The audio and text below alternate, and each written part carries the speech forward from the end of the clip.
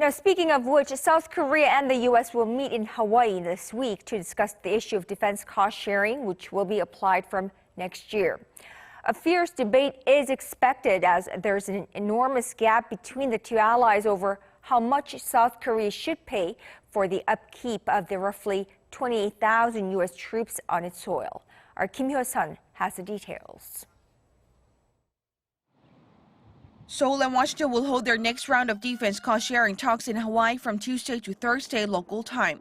The upcoming talks is the second of their kind since the allies sat down last month to determine how much Seoul should pay for the U.S. troop station in South Korea.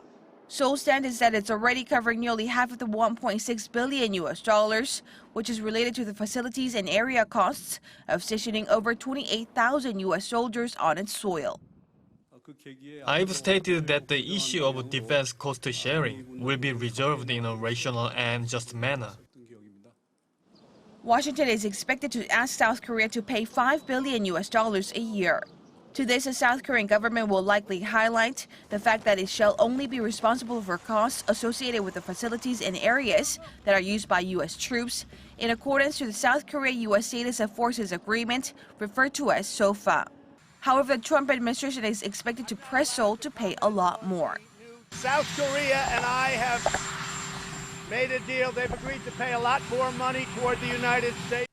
Considering Seoul has to keep in mind the importance of cooperation with Washington in resolving the North Korean nuclear issue, this week's talks will likely be a tough grind for South Korea's team of negotiators. Hyo-sun, Arirang News.